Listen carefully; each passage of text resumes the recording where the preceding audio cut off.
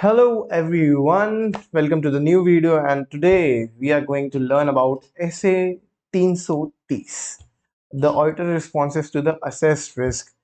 In this chapter or in this essay, this essay is crucial but is not so long or lengthy, but yes, it covers a substantial portion of further audit procedures that after identifying the assessed risk. Okay, in the essay 315, how we will respond to that particular risk and उसमें हमारे क्या जवाब होंगे, हम इस ऐसे में ये समझने वाले हैं। तो ऐसे में कोई देरी नहीं करेंगे, पढ़ेंगे अच्छे से और जल्दी इस चीज़ को कंप्लीट करेंगे, क्योंकि इसके अंदर ज़्यादा दिमाग और इनका लफड़ा नहीं है। So okay, let's move to the अपनी ओजी पढ़ाने की screen in 1 2 3, let's go. So yes, सबसे पहले हेडिंग डाल देते हैं हमारी डिवीजन शीट के अंदर कि आज हम क्या करने वाले हैं।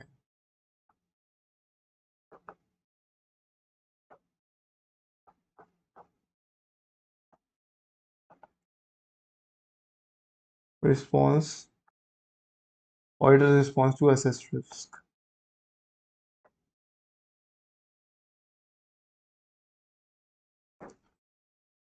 ऑडिटर्स रिस्पॉन्सेज है, ठीक है, वो थोड़ा आगे पीछे होता रहता है, कोई बड़ी बात नहीं है।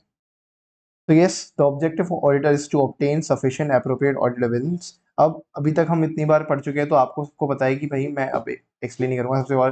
सबसे पहले ऑब्जेक्टिव ऑफ ऑडिटर होता है बेसिक चीज।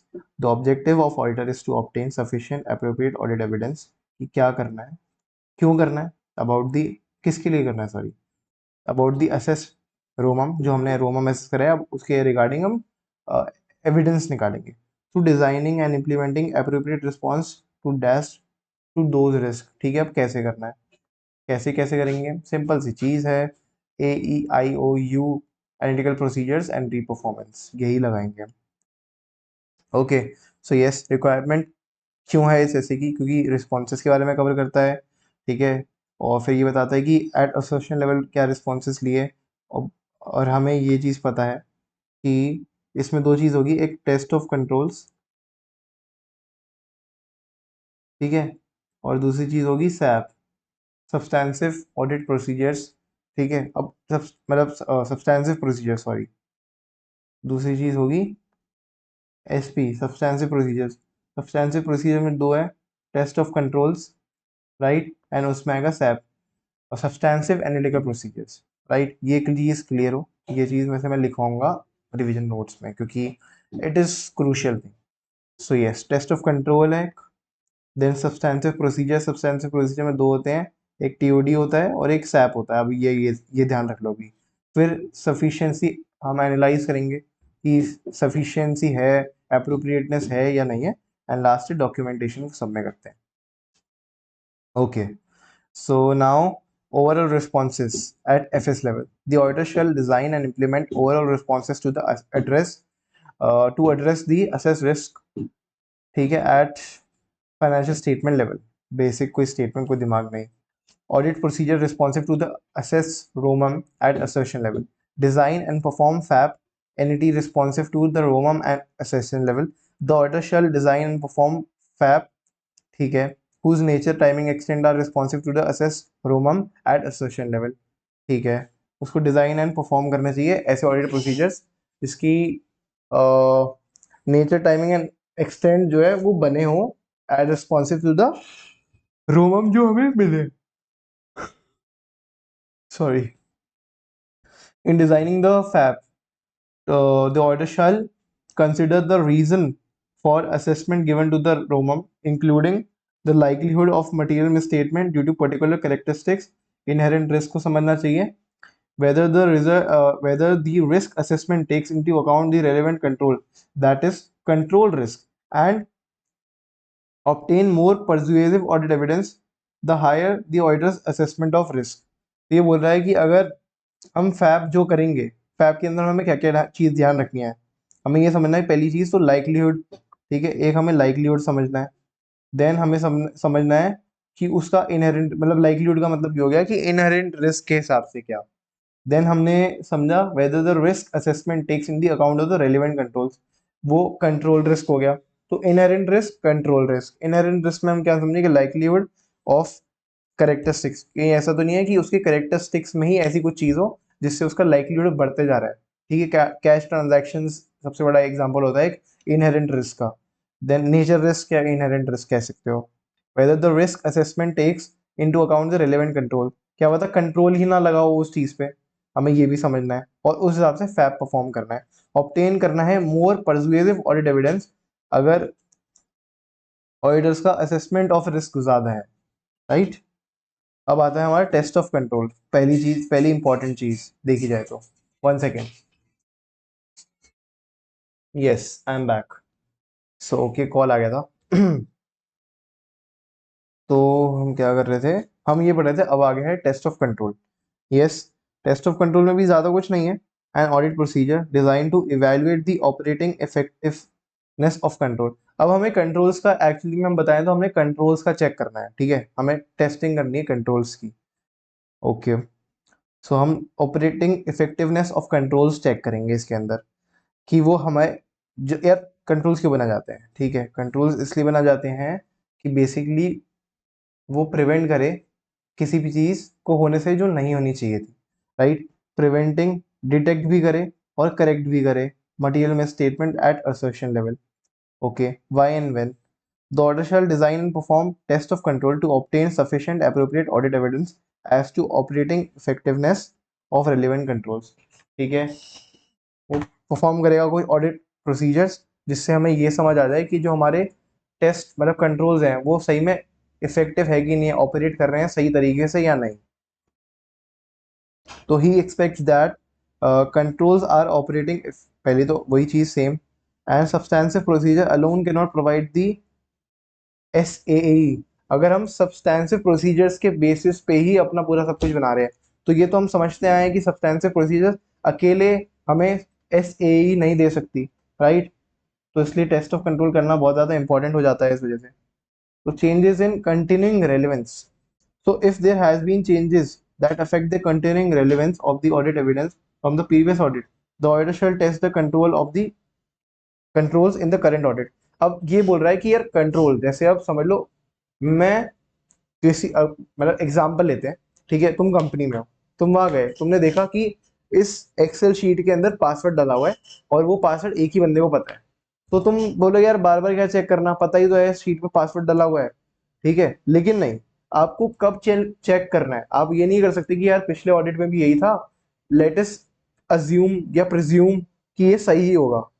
नो, ये बोल रहा है कि अगर कोई चेंजेस हुए हैं जिससे रेलेवेंस पे भी इफेक्ट पड़ता है, समझ लो वो बंदा ही चेंज हुआ है जो पोजीशन पे बैठता है, या उसको कोई बीमारी है या कुछ भी हुआ है या नया सिस्टम आया है, तो नया सिस्टम में आप फिर से चेक करोगे। ऐसा तो नहीं कि यार वो बंदा ने पासवर्ड कुछ और रख दिया हो, तो पासवर्ड चेंजेस हो रहे हैं नहीं हो रहे, या फिर ऐसा होगी इतने टाइम से सेम पासवर्ड है सबको पता चल चुका है, तो हर महीने पासवर्ड चेंज होना चाहिए।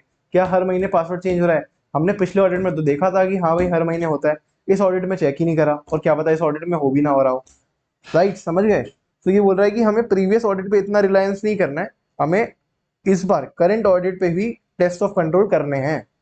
अगर कोई चेंजेस नहीं है, the auditor shall test control at least once in every third audit, right. तो ये बहुत इंपॉर्टेंट है, ये बता रहे कि हर तीसरे में। अगर आपने ये भी करा कि चलो 5 साल के जो ऑडिटर बनते हैं, हमने इस साल चेक नहीं करा, अगले साल चेक नहीं किया, तो भाई तीसरे साल तो करना है। ये बोल रहे हैं हर 3 साल में एक बार तो टेस्ट ऑफ कंट्रोल कॉम्प्रिहेंसिव तरीके से होना चाहिए।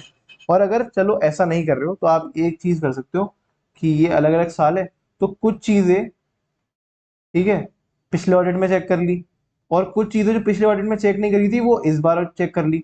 तो अब क्या हुआ, आपने ये भी कर लिया ये भी कर लिया, तो इससे आपका जो 3 साल का जो टाइम पीरियड है वो डेफर हो गया।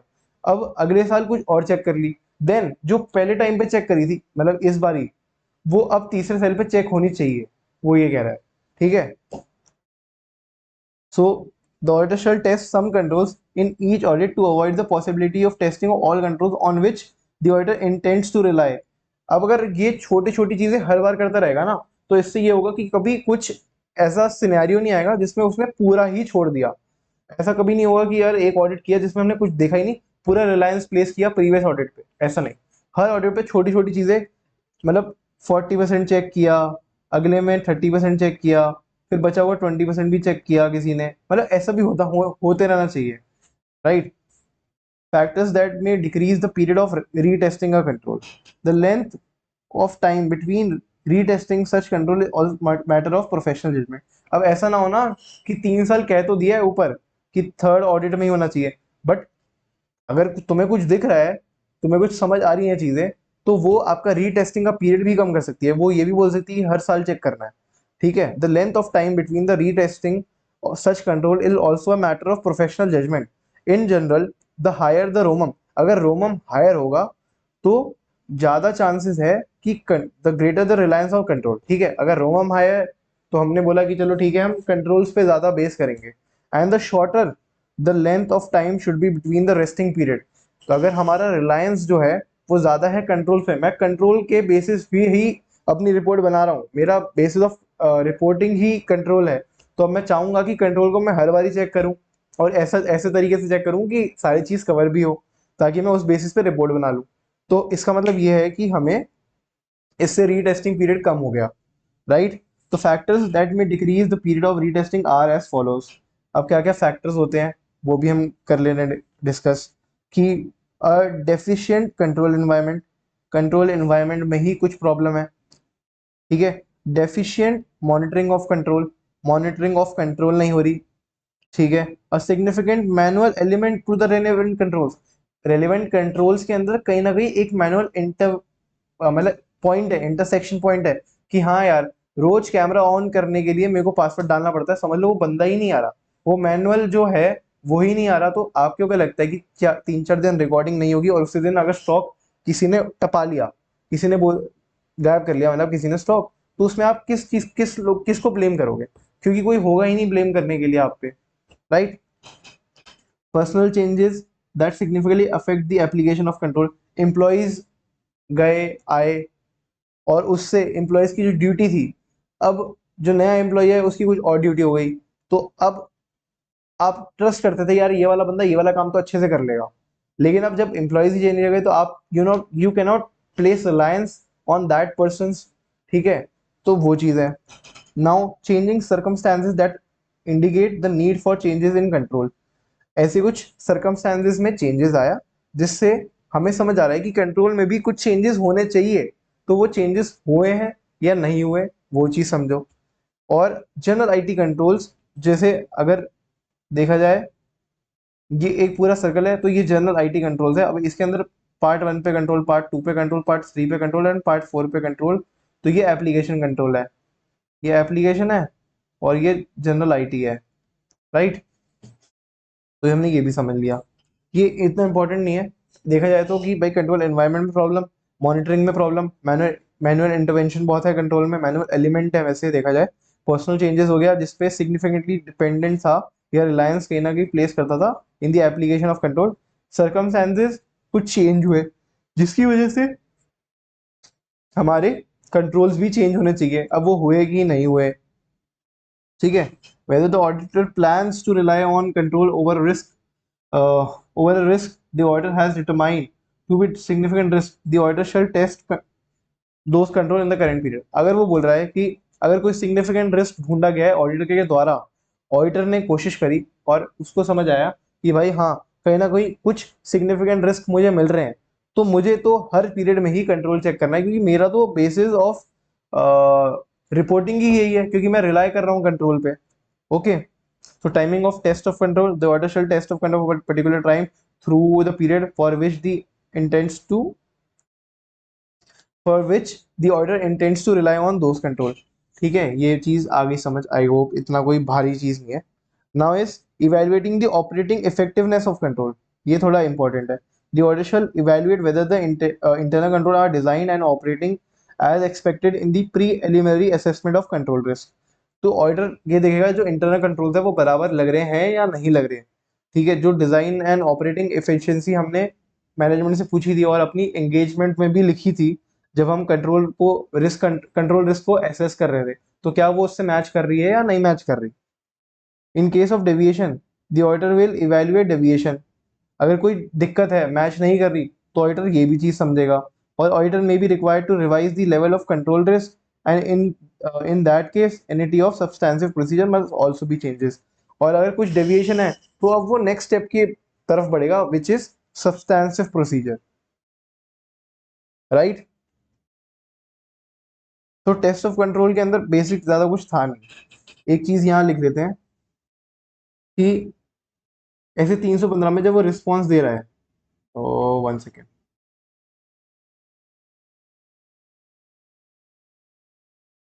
क्या है भाई, क्या बन गया ये?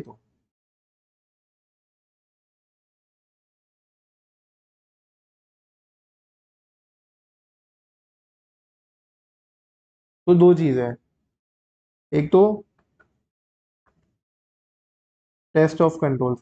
अब वो कंट्रोल्स, ठीक है, अब एंटिटी भी तो यार चाहती है कि मेरी ऑर्गेनाइजेशन में सब कुछ सही करे, तो उसके लिए वो कंट्रोल्स बनाती है कि यार सब सही चलेगा। क्यों तब चलेगा जब एक्चुअली मैं एक कंट्रोल बनाऊंगी, और वो कंट्रोल बनाने पे लोगों को, यार कंट्रोल तो बना दिया, इम्प्लीमेंट भी करना है, उसकी रिपोर्टिंग भी देखनी है, मॉनिटरिंग भी करनी है कि क्या सही में वो कंट्रोल ढंग से हो रहा है या नहीं हो रहा। तो हम उस बेसिस पे, जो कंपनी ने कंट्रोल बना रखे हैं, अगर उस बेसिस को हम अच्छे से माने, तो हम टेस्ट ऑफ कंट्रोल करेंगे कि कंपनी ने जो कंट्रोल बना रखे हैं वो पहली बात सही है कि नहीं है। डिजाइन एंड इम्प्लीमेंटेशन को की ओर देखेंगे, और उस बेस पे रिलायंस प्लेस करेंगे। या तो हम करेंगे सब्सटेंसिव प्रोसीजर्स, ऐसे प्रोसीजर जो बहुत ज्यादा इंपॉर्टेंट है और डिटेल्ड में है। अब इसके अंदर दो चीजें हैं, इसमें आता है टेस्ट ऑफ डिटेल्स, कि अब डिटेल छोटी छोटी चीजों के भी हम टेस्ट करेंगे डिटेलिंग की तरह। और फिर आता है सब्सटेंसिव एनालिटिकल,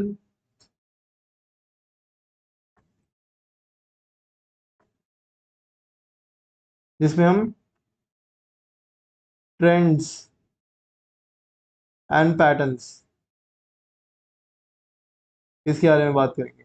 ठीक है, इसमें बेसिकली हम ट्रेंड्स एंड पैटर्न्स के बारे में बात करेंगे। टेस्ट ऑफ डिटेल्स में हम डिटेलिंग में आएंगे, खोदेंगे हर चीज, डिटेलिंग ऑफ फाइनेंशियल्स। इसमें हम इंटरनल कंट्रोल्स, इंटरनल कंट्रोल्स का क्या, डिजाइन एंड इम्प्लीमेंटेशन। ठीक है, बेसिकली ये चेक करेंगे, राइट। ये चीज समझ आ गई, क्योंकि ये सार है पूरे चैप्टर का, देखा जाए यही करने वाले हैं हम। क्योंकि ज्यादा नहीं, एक पेज, दो पेज डॉक्यूमेंटेशन, आपको पता है कुछ खास नहीं होता, सेम चीज होती है। तो एक पेज है बेसिकली ये। तो यस, जैसे कि मैंने बताया आपको कि टेस्ट ऑफ डिटेल्स, ठीक है, क्लासिक मतलब ऑब्वियसली वही जो हमने पढ़ा था, डिस्क्लोजर्स का, अकाउंट बैलेंसेस का और ट्रांजैक्शंस का, और substantive analytical procedure.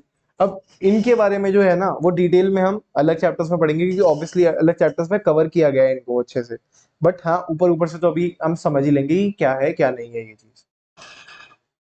Irrespective of the assessed risk, assessed ROMM, the auditor shall design and perform substantive procedure for each material class of transaction, account balances and disclosure.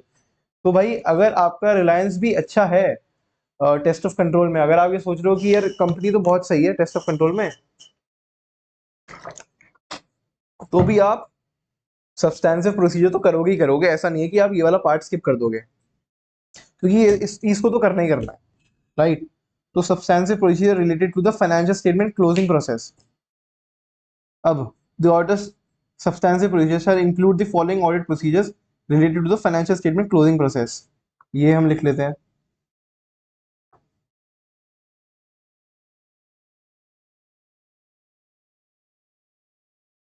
Closing process के अंदर substantive procedure में क्या क्या include हो रहे हैं? Agreeing and reconciling the financial statement with the underline accounting records. ठीक है, रिकंसाइल करना,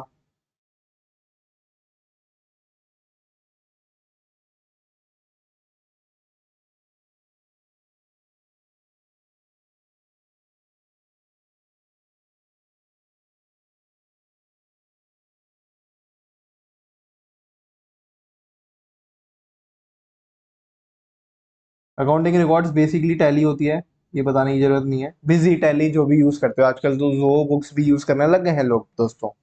फिर examine material journal entries and other adjustment made during the course of preparing the financial statement. यार ये हम करते हैं, ध्यान रखो, ये ऑडिट, हर ऑडिट जिस बंदे ने भी ऑडिट करी है उसने ये जरूर कर रखा होगा कि क्या, बेसिकली क्या, कि हम अकाउंटिंग मतलब टैली से मैच करेंगे जो फाइनेंशियल स्टेटमेंट जो हमें प्रोवाइड कर रही है वो मैच कर रही है या नहीं कर रही, ठीक है, मतलब प्रोजेक्टेड एंड ये सब भी मैच करते हैं कहीं ना कहीं हम। देन हम उसके बाद ये देखेंगे कि मटेरियल जनरल एंट्रीज देखेंगे, material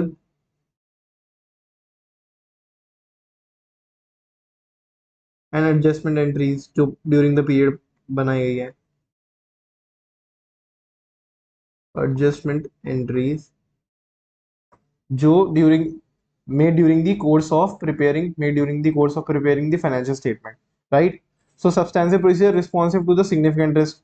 When the auditor has determined that an assessed ROMM at the assertion level is significant है, the auditor shall perform substantive procedure that is specifically responsive to that risk. अब हमें पता चल गया है कि कुछ ऐसी चीज है जिसमें सिग्निफिकेंट रिस्क है, तो हम उस बेसिस पे ही सारा काम करेंगे, अब इधर उधर की फालतू चीजें नहीं ढूंढेंगे। So timing of substantive procedures, ठीक है, टाइमिंग क्या क्या हो सकती है। Substantive procedure may be perform either at the interim date या फिर पीरियड एंड डेट, ठीक है, या तो इंटरिम पे भी हो सकती है या पीरियड एंड में भी हो सकती है, ऐसा कोई हार्ड एंड फास्ट रूल नहीं है। When substantive procedure perform at interim date, the auditor shall cover the remaining period by performing substantive procedure combined with the test of control for intervening period, ठीक है। अगर वो interim date पे ही कर लेता है तो ऑडिटर को दोनों चीजें, टेस्ट ऑफ कंट्रोल्स भी along with the substantive procedure को करना है फॉर द इंटरवीनिंग पीरियड, मतलब बचा हुआ remaining period. And if auditor determines that is sufficient fap further substantive procedure only. अच्छा, अगर ऑडिटर को लगता है कि हाँ यार काफी है, इंटरिम पे करने के बाद मेरे को काफी कुछ मिल गया है, अंडरस्टैंडिंग मिल गई है, तो सिंपल सी फर्दर सब्सटेंसिव प्रोसीजर्स कर लो और खत्म करो। That provide reasonable basis for extending the audit conclusion from the interim date to the period end, ठीक है। If misstatement the auditor if misstatements that the auditor did not expect when assessing the ROMM are detected at the interim date, ठीक है, the auditor shall evaluate whether the related assessment of risk and planned nature of timing of extent of substantive procedure covering the remaining period need to be modified or not। ये कह रहा है कि अगर कोई ऐसी मिसस्टेटमेंट जो auditor ने एक्सपेक्ट नहीं करी थी इंटरिम डेट पे और वो एक्चुअली में अराइज हो गई, तो वो ऑडिटर को चेक करना चाहिए क्या वो एंड ऑफ द पीरियड जो रिमेनिंग पीरियड है उसमें भी हो रही है नहीं हो रही, उसको मॉडिफाई किया गया है किसी तरीके से या नहीं। ओके, बहुत बेसिक चैप्टर, बहुत basic, right. Evaluating the sufficiency and appropriateness of the audit evidence. अब अच्छा इसके अंदर ना बहुत डिटेलिंग है यार कि सफिशिएंसी क्या होती है, अप्रोप्रिएटनेस क्या होती है, बट ऑब्वियसली वो आपको कब पता चलेगा, वो आपको दूसरे लेक्चर्स में पता चलेगा। क्यों? क्योंकि यहाँ डिटेलिंग में बात नहीं हो रही, ऐसे 330 आपको डिटेल में नहीं बताता कुछ भी चीज, आपको ऊपर का ओवरव्यू देता है। अब इसके रिगार्डिंग बहुत सारे हमारे एसेज हैं जो एक्चुअली में बताते हैं कि हाँ डिटेल में होती क्या है चीजें।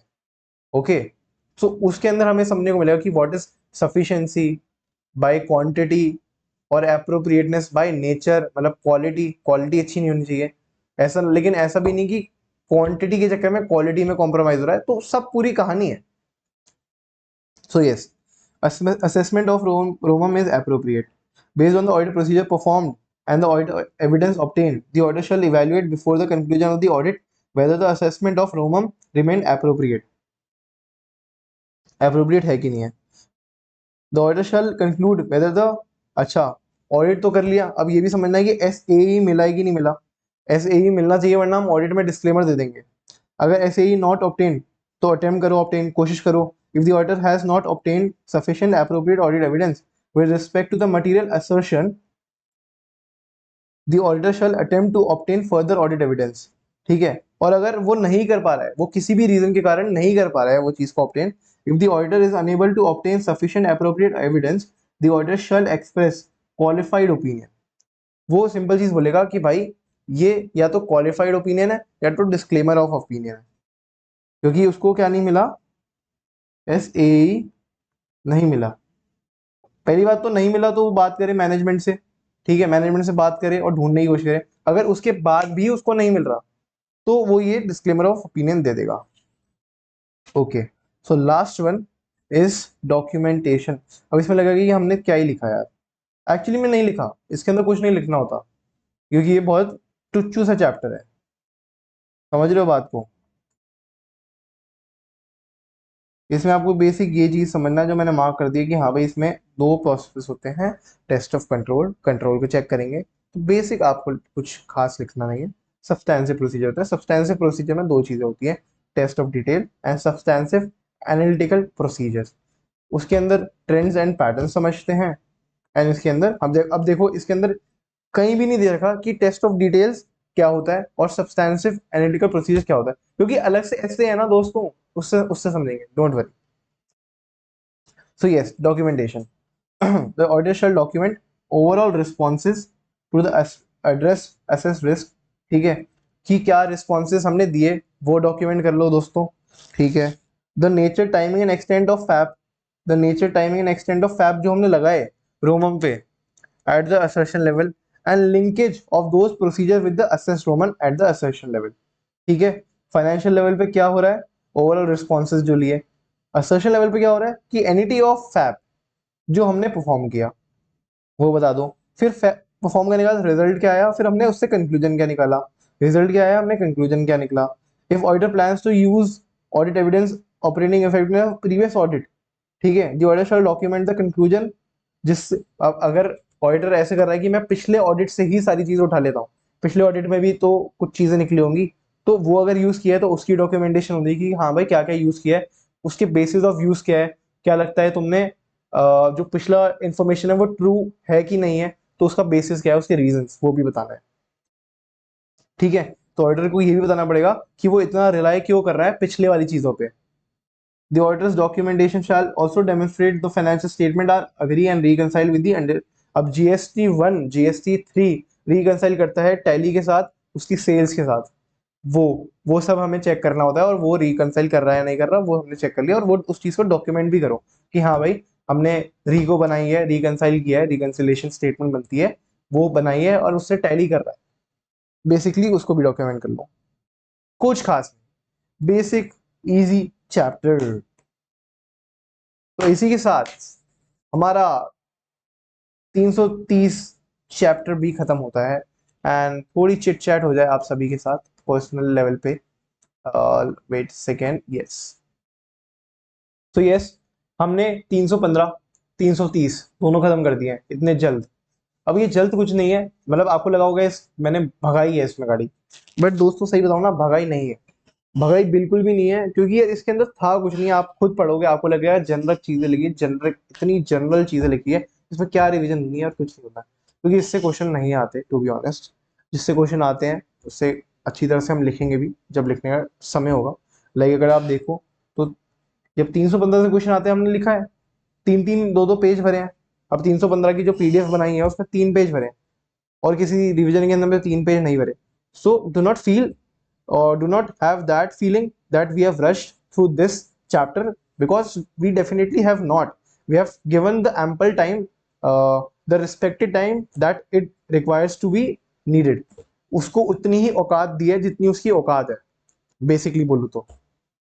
ओके, सो चिल करो, ऐसा ना कि भाई हर लेक्चर बड़ा होना चाहिए, हर लेक्चर में कुछ ज्ञान भरी बातें होनी चाहिए, कोई दिक्कत नहीं है।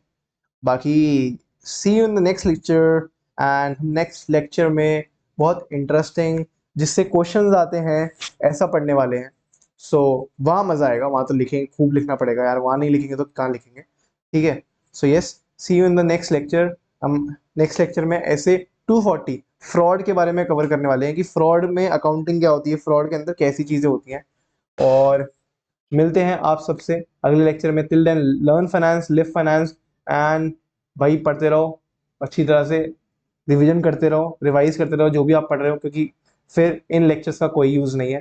तो क्योंकि ये मैराथन भी नहीं है, कहीं कहीं ना कहीं मैं बोलूँ तो टाइम लेके ही पढ़ा रहा हूँ मैं, तो ऐसा नहीं है कि आप लास्ट डे पे धनाधन देख सकते हो, लास्ट डे पे भी आप देख नहीं सकते हैं वो, तो हाथों हाथ रिवीजन करते रहो, नोट्स बनाते रहो बढ़िया तरीके से। बाकी इन केस अगर आपको ये नोट्स चाहिए तो प्लीज कमेंट में बताइएगा, मैं इसका ड्राइव लिंक दे दूंगा, जो भी नोट्स आएंगे उसमें अपडेट होते रहेंगे लेक्चर 1 2 3 के हिसाब से। Okay, so see you guys in next video and मिलते हैं। Bye bye, signing off in 1 2 3।